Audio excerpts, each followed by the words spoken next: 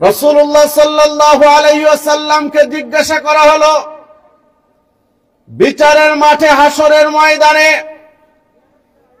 আপনার শাফাআত পেয়ে কোন লোকটা ধন্য হবে? আপনার সুপারিশ পেয়ে ধন্য জীবন কার হবে? নবী মুহাম্মদ সাল্লাল্লাহু আলাইহি ওয়াসাল্লাম জবাব দিলেন, আসআদুন নাস বিশাফাআতি ইয়াউমাল কিয়ামা। ওই ব্যক্তি কিয়ামতের দিন আমার সুপারিশ পেয়ে ধন্য হবে। সৌভাগ্যবান ওই ব্যক্তি বিচারের মাঠে যে আমার সুপারিশ পাবে, শাফাআত পাবে। মান ক্বালা লা ইলাহা ইল্লাল্লাহ খালিসান লিকলবিহি ওয়া ওয়াজহিহি। অন্য হাদিসে এসেছে খালিসান মিন ক্বাবলিহি ওয়া নাফসিহি। যে ব্যক্তি অন্তর থেকে, একেবারে আত্মার ভিতর থেকে, মন থেকে, হৃদয় থেকে যে ব্যক্তি বলবে লা ইলাহা ইল্লাল্লাহ, ওই ব্যক্তি আমার সুপারিশ পেয়ে ধন্য হবে। সুবহানাল্লাহ, আল্লাহু আকবার। যে হাদিসটি পাওয়া যাবে সহিহ বুখারীর মধ্যে 99 নম্বর হাদিস। সম্মানিত উপস্থিতি, তাহলে শুধু লা ইলাহা ইল্লাল্লাহ বলে কি জান্নাত পাওয়া যাবে? লা ইলাহা ইল্লাল্লাহ বললে কি জান্নাত পাওয়া যাবে? লা ইলাহা ইল্লাল্লাহটা কোত্থেকে হতে হবে? হৃদয় থেকে হতে হবে।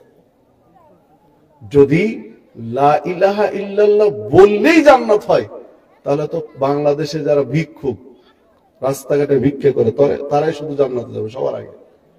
ওরা ভিক্ষা চাইতে গিয়ে একদিনে যতগুলো লা ইলাহা ইল্লাল্লাহ বলে, আপনি 2-3 বছরও ততগুলো বলেন না। যারা ভিক্ষা করে তারা একদিনে যতবার লা ইলাহা ইল্লাল্লাহ বলে, সাধারণ একজন মানুষ হয়তোবা 2-4 মাসে ততবার লা ইলাহা ইল্লাল্লাহ বলে না। তাহলে ভিক্ষুকদেরকে তো পারা যাবে না।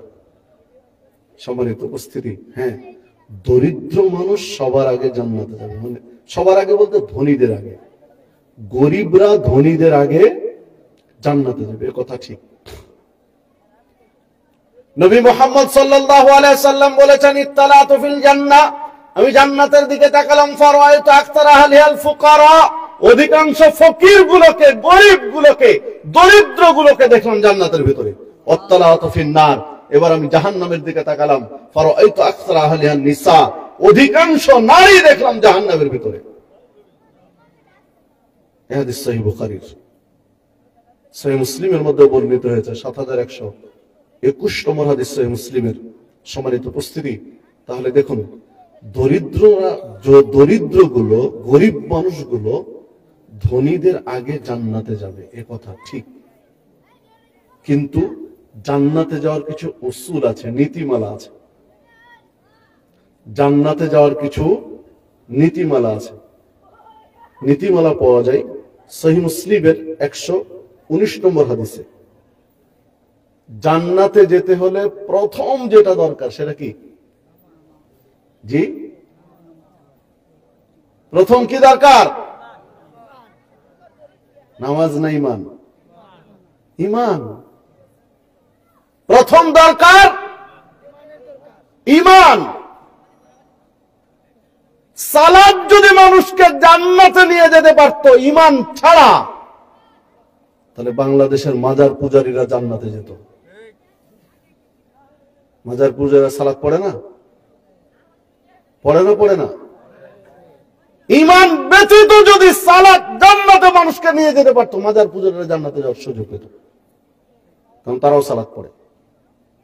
কিন্তু যারা মাজার পূজা করে, কবর পূজা করে, মাজারকে, কবরকে, পীরকে আল্লাহর আসনে যারা বসিয়ে ফেলেছে, তারা জান্নাতে যাবে?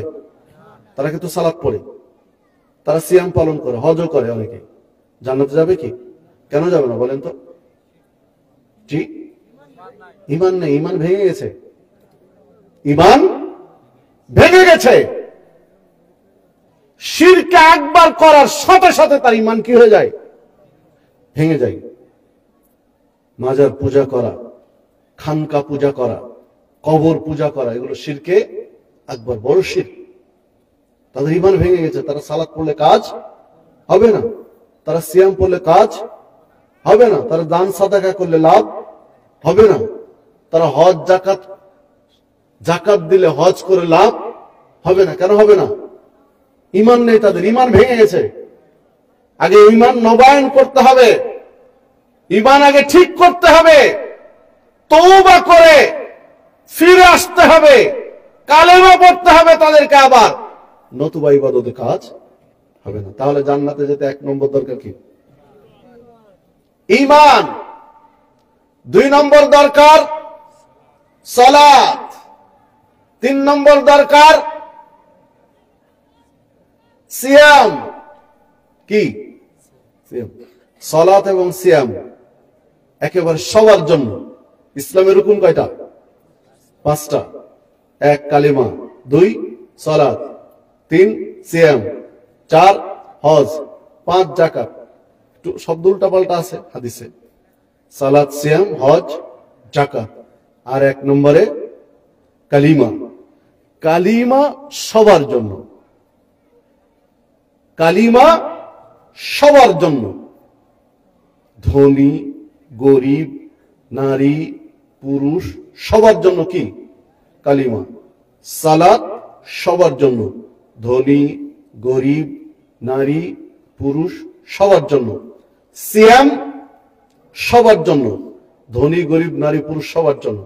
ব্যক্তি বিশেষ যাকে ইসলাম ছাড় দিয়েছে তার কথা ভিন্ন, কিন্তু হজ আর যাকাত সবার জন্য নয়। হজ এবং যাকাতের জন্য নির্দিষ্ট কিছু শর্ত রয়েছে। একজন সাহাবী জাবের রাদিয়াল্লাহু আনহু হাদিস বর্ণনা করেছেন।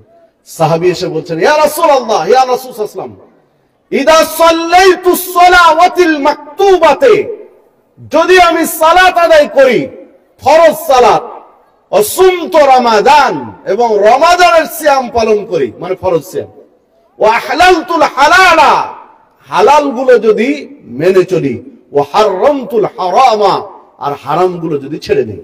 কয়টা কথা বলেছেন? ঈমান আনার পরে 4টা কথা বলেছেন, যে আমি যদি 5 ওয়াক্ত সালাত পড়ি, শুধু ফরজটা পড়ি, আর ফরজ সিয়াম পালন করি, হালালটা মেনে চলি, হারামটা ছেড়ে দেই। আরো কিছু কথা রয়েছে। তারপরে বলছেন, আদখুলুল জান্নাহ, আমি কি জান্নাতে যাব? আল্লাহ রাসূল সাল্লাল্লাহু আলাইহি ওয়াসাল্লাম বলেন, ক্বালা নাম, হ্যাঁ তুমি জান্নাতে যাবে। তাহলে নীতিমালা হলো, প্রথমত ঈমান ঠিক থাকতে হবে, দ্বিতীয়ত সালাত, তৃতীয়ত সিয়াম, চতুর্থত হালালটা মেনে চলতে হবে, পঞ্চমত হারামটা ছেড়ে দিতে হবে। ইনশাআল্লাহ লোকটা জান্নাতে যাবে।